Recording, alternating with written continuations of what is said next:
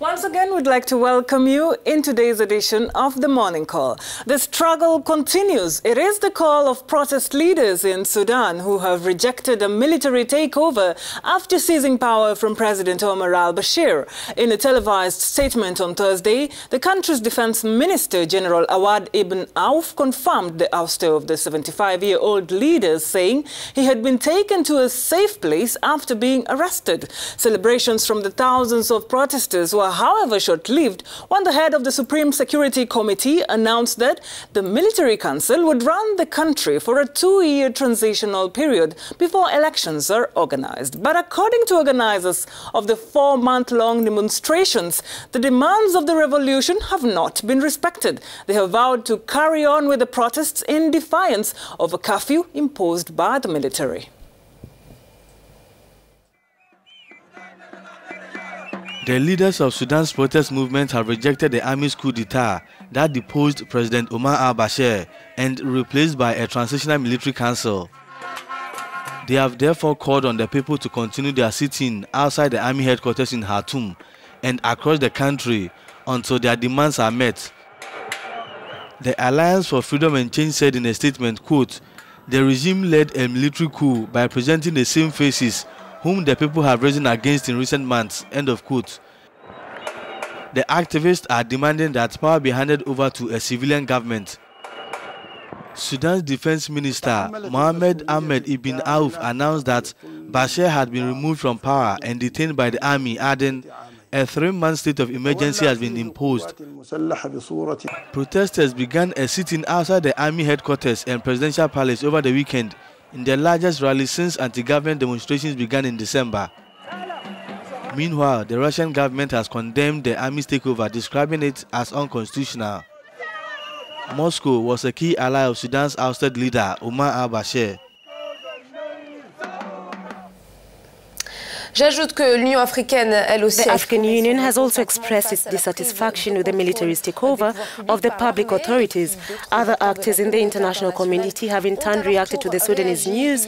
The US and 5 European countries have called for an emergency meeting of the UN Security Council on Sudan, expressing serious concern about the army's coup d'etat in the country.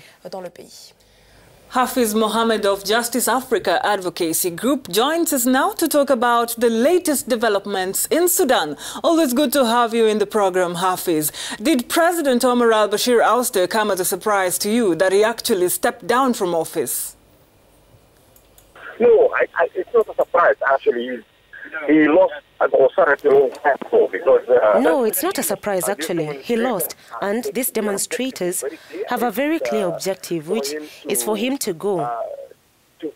And it's clear. And it's clear there is no disagreement on it. And it will show whether he resigned or not. The only thing is just the cost. How much is the cost going to be? I think now it is clear that what his defense minister, enough has not happened to satisfy these young men and women who are protesting. And I don't think they are going to stop the protest until they see the statement on transition through democracy and addressing all the concerns.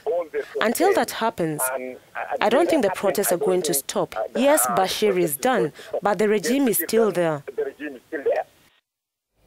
Un gouvernement de transition The army is setting up a transitional period of 2 years. What do you have to say about this move?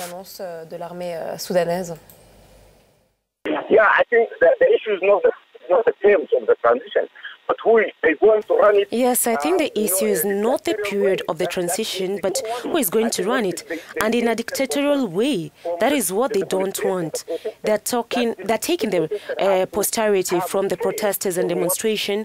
With that, the protesters will have failed on the transitional program they need, and they have to address the issue. So, what I'm not accepting is that what they're saying, we took Bashir and put him in prison, and we're not doing any other thing. That is not acceptable. And I think just to tell people that, okay, we're going to have an election, the issue is not election. The issue is to address the underlying causes of instability in Sudan over the last 60 years.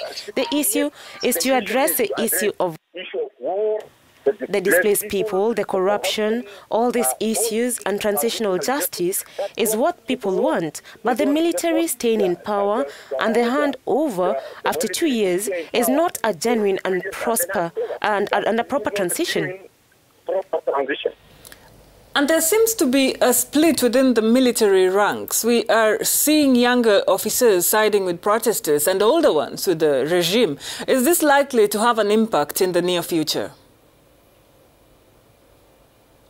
Yeah, because like the general have no oath. Yes, because like the general and the defense minister is actually one of the people who is listed among the people promoting crime in Darfur and is in the US sanctions list. And he is also blamed. And he is not a blameless person, which is why he doesn't make a genuine transition. Because he might be under account for many things he committed.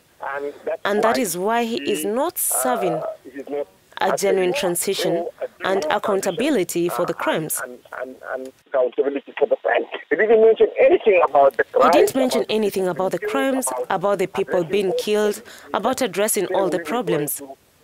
He only said we are going to be in power for 2 years and then hand it to democracy. That is not acceptable. And this is not going to satisfy the demonstrators and is not going to stop the protests. They will continue until the demands are fulfilled. We have to leave it at that, Hafiz, but thank you very much for sharing your insights with us. Hafiz Mohammed of Justice Africa Advocacy Group speaking to us about the latest developments in Sudan from the Sudanese capital, Khartoum. On le disait, indéboulonnable, et pourtant 4 We mois thought it would be indelible, and yet 4 months of fierce protests finally sealed the fate of Omar al-Bashir, the man who has ruled Sudan with an iron fist for 30 years. After coming to power by a coup d'etat in 1989, the deposed president had banned all parties and introduced a new Islamic legal code. But it was difficult living conditions for the population, driven by inflation and economic crisis, that ultimately led to his fall. When he swept into power as a young colonel in 1989, Omar al-Bashir beamed with charisma. In the years that followed, critics say Bashir's shrewd and brutal nature became apparent. He was touted by his supporters as the only man who could manage Sudan and its complex politics. But he created a Sudan only he could manage. Bashir stoked and exploited conflict. He built a long list of cronies and rewarded them with money and power. He cracked down hard on dissent. Bashir knew how to evolve politically, presenting himself as an Islamist, a reformer, nationalist, and an Arab statesman. In 2008, he became the first sitting head of state to be indicted for genocide, war crimes, and crimes against humanity allegedly committed in Darfur. He survived several mass uprisings before, using trickery and violence to suppress them. In early March, his grip on Sudan showed signs of weakening when he quit as chairman of the ruling National Congress Party after months of protests. Using his powerful military, the 75-year-old projected, controlled, and lost power.